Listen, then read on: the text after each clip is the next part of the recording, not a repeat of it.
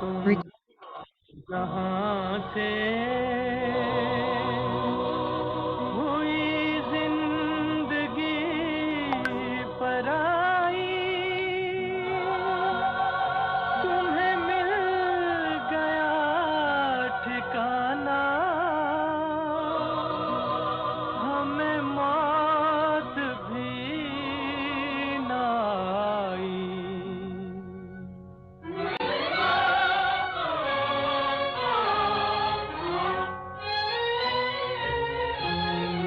ओ दूर के मुसाफिर, हमको भी साथ ले ले रे, हमको भी साथ ले ले, हम रह गए अकेले। ओ दूर के मुसाफिर, हमको भी साथ ले ले रे, हमको भी साथ ले ले, हम रह गए अकेले।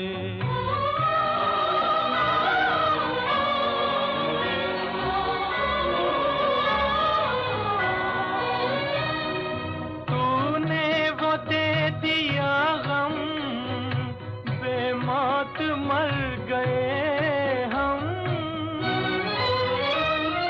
दिल उठ गया जहां से, ले चल हमें यहाँ से, ले चल हमें यहाँ से। किस काम की ये दुनिया जो जिंदगी से खेले रे, हमको भी साथ ले ले, हम रह गए अकेले।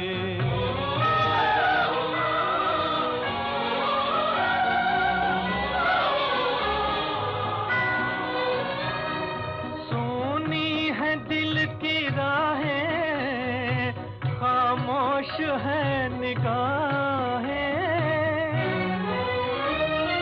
नाकाम हसरतों का उठने को है जनाजा, उठने को है जनाजा। चारों तरफ लगे हैं बर्बादियों के मेले रे, हमको भी साथ ले ले, हम रह गए।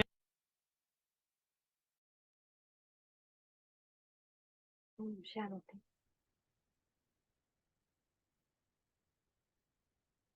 गॉडली स्टूडेंट बन करके खुद गॉड से आज हम पढ़ाई पढ़ रहे हैं और डेली पढ़ रहे हैं। तो आज बाबा क्या कहते हैं? बाबा कह रहे हैं, मीठे बच्चे, देह अभिमान बनाने वाला है,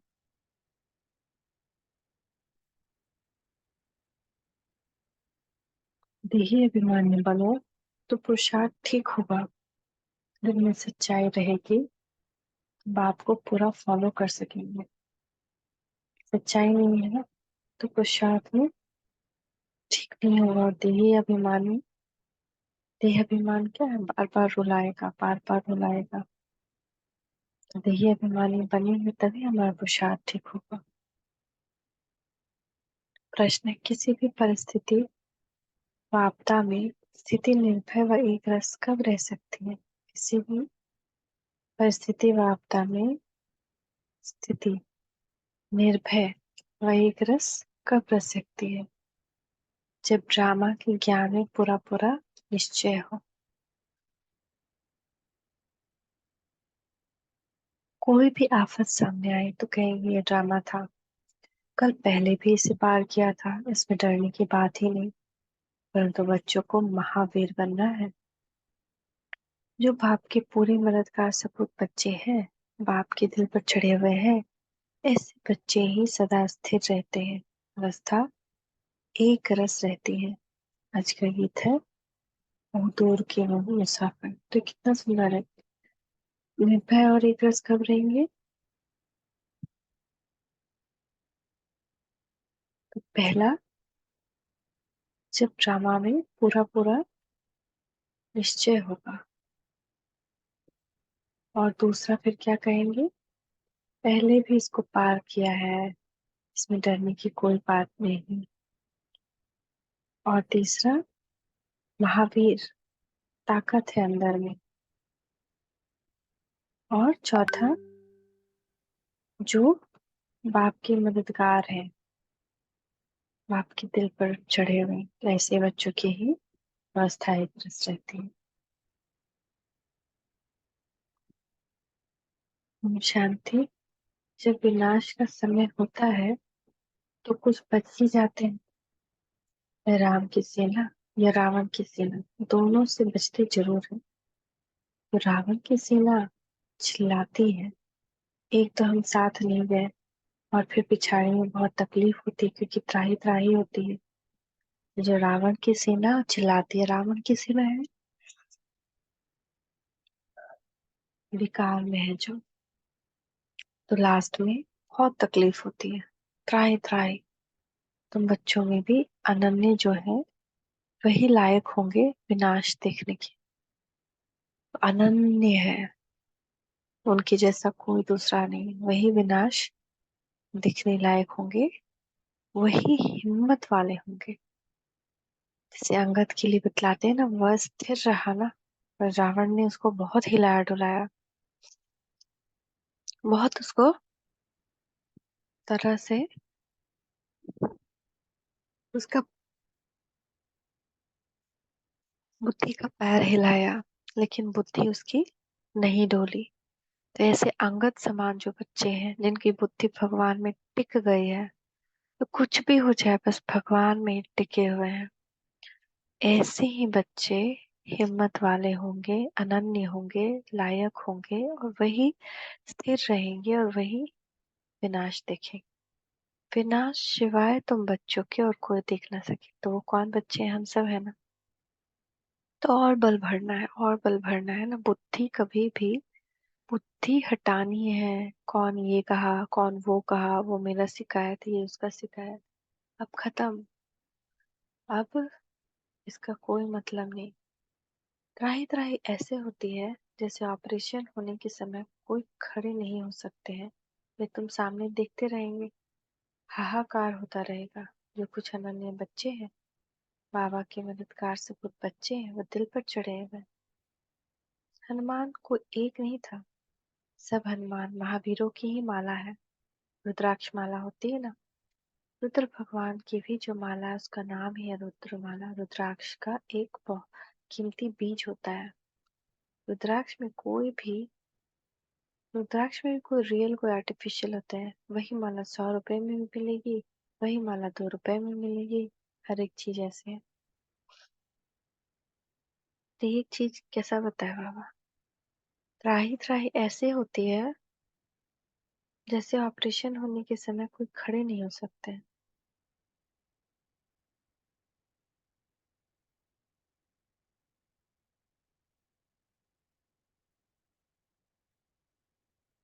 यह तुम सामने देखते रहेंगे।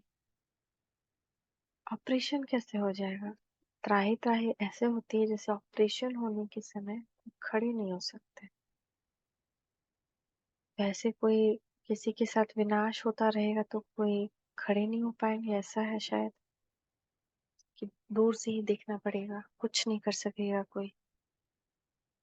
शायद इसका ये मीनिंग है।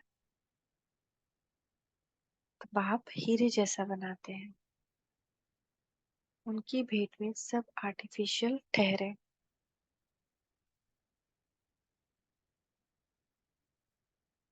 सच परमात्मा के आगे सब झूठ वर्तमाटा पेनी है। एक कहावत है ना, सूर्य के आगे अंधेरा कभी छिप नहीं सकता। अब यह है ज्ञान सूर्य, उनके आगे अज्ञान कभी छिप नहीं सकता। तुमको सच्चे बाप द्वारा सच मिल रहा है, तुम जानते हो सच्चे ईश्वर। बाप के लिए मनुष्य जो बोलते हैं वो झूठ बोलते हैं, तुम जानते हो सच्चे ईश्वर। बाप के लिए, हाँ, दुनिया में जो बोल रहे तो झूठ बोल रहे हैं कि परमात्मा हर जगह है, अभी कलयुग को बहुत दिन है, तुमको सच कहाँ से मिला है? भगवान से मिला है अभी। तो अभी तुम समझते हो कि गीता का भगवान शिव है, न कि दैवी गुणों वाला देवता श्री कृष्ण। अभी है संगम युग, फिर सत्युग जरूर होगा।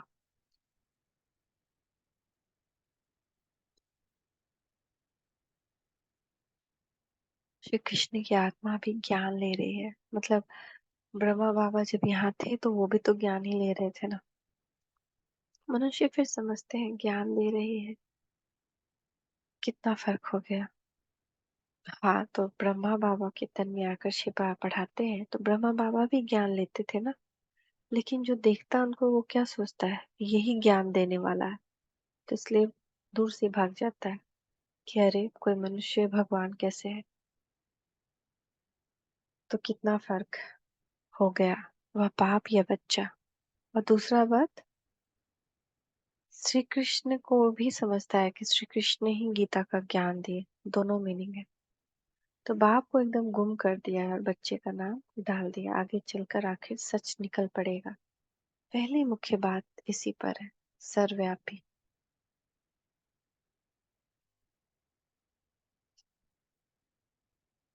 क्योंकि गीता में श्री कृष्ण का नाम डाल दिया। इन बातों को तुम जानते हो।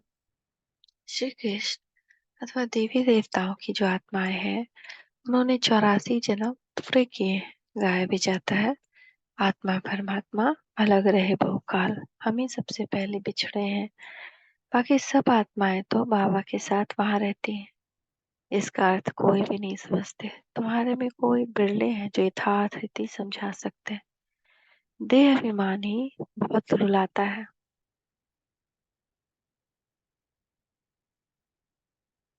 देह अभिमानी फिर रहेंगे तो पुरुषार्थ करेंगे तो धारणा की भी अच्छी रीति हो सकती है। इसलिए कहा जाता है फॉलो फादर। एक्ट में भी फादर आते हैं। फादर दो तो दोनों हो जाते हैं। यह कौन सा फादर है तो तुमको थोड़ी पता पड़ता है। क्योंकि बाप दादा दोनों इस शरीर में है। एक जो एक्ट में आते हैं उसे फॉलो किया जाता है। जो बाप समझाते हैं बच्चे देह अभिमानी बनो। बच्चे अच्छे, बहुत अच्छे बच्चे भी देह अभिमानी, क्योंकि बाबा को याद नहीं करते। जो योगी नहीं, वो धारणा नहीं कर सकते। यहाँ तो सच्चाई चाहिए, पूरा फॉलो करना चाहिए। जो सुनते हो धारण कर समझाते रहो। जो योगी नहीं, वो धारणा नहीं कर सकते, यानी योग नहीं करते तो भूल जाएंगे जो पढ़ा लिखा। फिर उस पॉइंट्स को जब यूज नहीं कर पाएंगे ना, तो कोई परिस्थिति आई तो हम उदास और परेशान हो जाएंगे। योग करेंगे, धारणा करेंगे तो क्या होगा, परिस्थिति आने पर उस पॉइंट्स को यूज कर सकते हैं। बाप समझाते हैं बच्चे देही अभिमानी बनो। बहुत अच्छे बच्चे चाहिए भी देही अभिमानी है, क्योंकि बाप को याद नहीं करते। देह अभिमानी है। अगर हम बाबा को याद नहीं कर रहे, योग नहीं कर रहे, यानी देह अभिमान है अभी। तो बाबा कहते हैं देही अभिमानी बनो, आत्म अभिमानी बनो, आत्मा बनो। अगर अपने आप को समझो तो स्वतः बाबा की याद आती रहेगी। यहाँ तो सच्चाई चाहिए, पूरा फॉलो करना चाहिए। जो सुनते हो धारण कर समझाते रहो। निर्भय रहना है, ड्रामा पर खड़े रहना है। कोई भी आफत याद आती है तो समझते हैं ड्रामा में तकलीफ पास तो की है ना।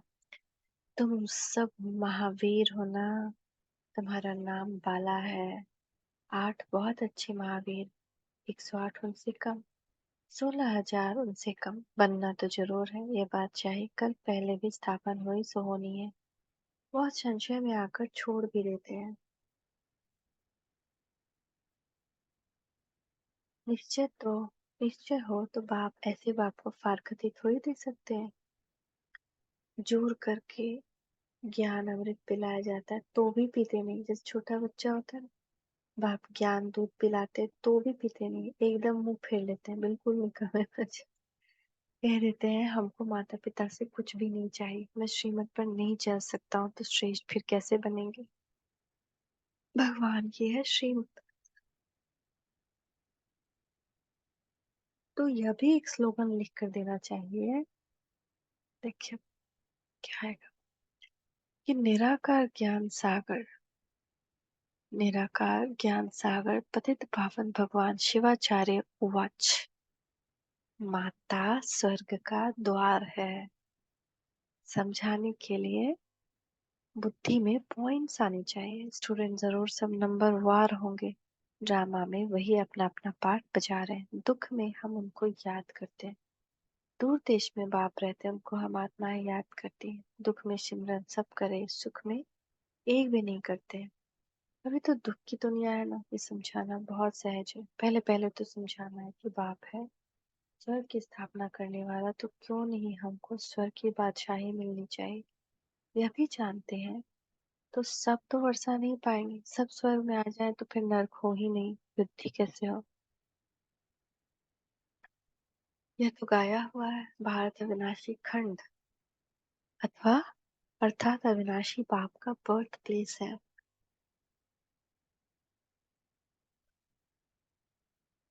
भारत ही स्वर्ग था। हम खुशी से बोलते हैं 5000 वर्ष पहले स्वर्ग था। बरोबर स्वर्ग के मालिकों के चित्र तो है ना, कहते भी हैं क्राइस्ट से 3000 वर्ष पहले भारत हेवन था। जरूर भारत में ही सूर्यवंशी चंद्रवंशी थे। चित्र भी उनके हैं। कितना सहज है। बुद्धि में ये नॉलेज चलती है। बाबा की आत्मा में ये नॉलेज थी तो हम आत्माओं को भी धारण कराए हैं,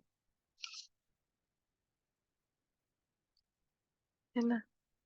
वह है ही नॉलेजफुल। फिर भी कहते हैं कि इस प्रजापिता ब्रह्मा द्वारा राजयोग सिखलाता हूँ, जिससे वह राजाओं का राजा बन जाते हैं। फिर यह नॉलेज प्राय लोप हो जाती है। अब ज्ञान फिर से तुमको मिल रहा है, तो अब तुम बच्चों को चैलेंज देनी, इसमें बड़ी अच्छी फर्स्ट क्लास बुद्धि चाहिए। बाबा अपने पास कभी भी ऊंची वस्तु नहीं रखते। कहेंगे इतने मकान आदि बनाए, वही बच्चों के रहने के लिए बनाए, नहीं तो बच्चे कहाँ आकर रहेंगे। एक दिन तो सब मकान अपने हाथ में आ जाएंगे। भगवान के दर पर भक्तों की भीड़ तो होनी ही है। उन्होंने तो बहुत भगवान बना दिए हैं। प्रैक्टिकल में तो यह है ना, तुम समझते हो कितनी भीड़ होगी। दुनिया में तो बहुत अंधश्रद्धा है। मेले लगते हैं, कितनी भीड़ हो जाती है। कभी कभी आपस में लड़ पड़ते हैं, भीड़ में भी कितने मर पड़ते हैं, बहुत नुकसान हो जाता है। तो यह सुदर्शन चक्र बहुत अच्छा है। तो एक तो बाबा ने कहा माताएं स्वर्ग का द्वार है, ये लिख लो। दूसरा स्लोगन भी जरूर लिख देना चाहिए, बिचारी में सब माताओं के आगे सभी को झुकना है। माताओं के आगे पूरी दुनिया झुकेगी, क्योंकि माताएं ही स्वर्ग का द्वार है। उन्हीं के द्वारा सबको ज्ञान बाण लगना है। ऐसे तो कुमारियों द्वारा लगाते हैं, लेकिन सबको पवित्र बनाते हैं माताओं द्वारा। ज्ञान गंगाएं माता बनती है ना। तो शक्तियों के ऐसे चित्र बनाते हैं। आप बच्चों के लिए ज्ञान बारूद बनवाते हैं। कहते हैं सिद्ध करो। वह तो सहज है। भक्त भगवान को याद करते हैं, साधु साधना करते हैं भगवान से मिलने लिए। गॉड को फादर कहा जाता है। बरोबर हम उनकी संतान ठहरे। ब्रदरहुड कहते हैं ना, चीनी हिंदू भाई भाई, तो बाप एक हुआ ना। जिस्मानी रूप में फिर भाई बहन हो जाते हैं, विकारी दृष्टि हो न सके। यह युक्ति है पवित्र रहने की। बाप भी कहते हैं काम महाशत्रु है, परंतु जब कोई समझे, मुख्य एक बात है, भगवान सबका बाप है। बाप स्वर्ग की स्थापना करने वाला है, तो जरूर बाप से वर्षा मिलना चाहिए। वर्षा था, अब गवाया है। यह सुख दुख का खेल है, यह अच्छी रीति से समझना चाहिए, समझाना चाहिए। अच्छा, मीठे मीठे सिकी लधे बच्चों प्रति माता पिता बाप दादा का याद प्यार। Good morning. रूहानी बाप की रूहानी बच्चों को नमस्ते। रूहानी बच्चों की रूहानी माता पिता बाप दादा को याद प्यार। Good morning. नमस्ते बाबा, नमस्ते। शुक्रिया बाबा, शुक्रिया। धारणा के लिए मुख्य सार, सच्चाई को धारण कर बाप की हर एक्ट को फॉलो करना है। ज्ञान अमृत पीना और पिलाना है, निर्भय बनना है।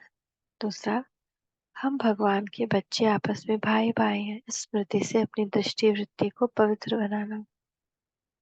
वरदान देखिए, बाप दादा का वरदानी हस्त अपने ऊपर बाबा वरदान दे रहे हैं। हर एक की विशेषता को देखते उन्हें सेवा में लगाने वाले दुआओं के पात्र भव। जैसे बाप दादा का हर एक बच्चे की विशेषता से प्यार है और हर एक में कोई ना कोई विशेषता है, इसीलिए सबसे प्यार है। तो आप भी हर एक की विशेषता को देखो। जैसे हंस रतन चुगता है पत्थर नहीं, जैसे आप होली हंस हो। आपका काम है हर एक की विशेषता को देखना और उनकी विशेषता को सेवा में लगाना। उन्हें विशेषता के उमंग में लाकर उन द्वारा उनकी विशेषता सेवा में लगाओ, तो उनकी दुआएं आपको मिलेंगी और वह जो सेवा करेगा उसका शेयर भी आपको मिलेगा। तो कितना सुंदर है ना। आप पहले तो हम हर की विशेषता देखें, फिर उस विशेषता को सेवा में लगवाएं। होली हंस बनकर रतन चुगे, किसी की भी विशेषता देखें, बुराई नहीं। बुराई देखना कौवा बनना, विशेषता देखना हंस रतन, हंस होली हंस बनना। स्लोगन बाप दादा के साथ ऐसे कंबाइन रहो जो आप द्वारा दूसरों को भी बाप की याद आ जाए। तो जैसे वो कोई आपके साथ हो तो उसको भी बस बाबा ही याद आए। मातेश्वरी जी के मधुर महावाक्य, तमोगुणी माया का विस्तार। सतोगुणी रजोगुणी तमोगुणी, ये 3 शब्द कहते हैं ना, इसको यथार्थ समझना जरूरी है। मनुष्य समझते हैं तीनों गुण इकट्ठे चलते हैं, परंतु विवेक क्या कहता है? क्या है तीनों गुण इकट्ठे चले आते हैं? वह तीनों गुणों का अलग पाठ अलग अलग युग में होता है। विवेक तो ऐसे ही कहता है कि तीनों गुण इकट्ठे नहीं चलते। जब सतयुग है तो सतोगुण है, द्वापर है तो रजोगुण है और कलयुग है तो तमोगुण है। अब सतो है तो तमो रजो नहीं, जब रजो है तो फिर सतोगुण नहीं। यह मनुष्य तो ऐसे ही समझ कर बैठे हैं कि ये तीनों गुण इकट्ठे चलते जाते हैं। यह बात कहना सरासर भूल है। वो समझते जब मनुष्य सच बोलते हैं, पाप कर्म नहीं करते, तो सतोगुण ही होते हैं। परंतु विवेक कहता है कि जब हम कहते हैं सतोगुण, तो सतोगुण का मतलब है संपूर्ण सुख, गोया सारी सृष्टि सतोगुणी है। बाकी ऐसा नहीं कहेंगे कि जो सच बोलता है वो सतोगुणी और जो झूठ बोलता है वो कलयुगी तमोगुणी है। ऐसे ही दुनिया चलती आती है। अब जब हम सतयुग कहते हैं तो इसका मतलब है सारी सृष्टि पर सतुगुण सतो प्रधान चाहिए। हाँ, कोई समय ऐसा सतयुग था जहाँ सारा समय सतोगुण ही था, अब वो सतयुग नहीं है। अभी तो कलयुग है, गोया सारी सृष्टि पर तमो प्रधानता का राज्य है। इस तमोगुणी समय में फिर सतोगुण कहाँ से आया? अब है घोर अंधियारा, जिसको ब्रह्मा की रात कहते हैं। ब्रह्मा का दिन है सतयुग, ब्रह्मा की रात है कलयुग। तो हम दोनों को मिला नहीं सकते। अच्छा, ओम शांति। मीठी मम्मा का हम बच्चों का भी याद प्यार गुड मॉर्निंग। शुक्रिया मम्मा, शुक्रिया।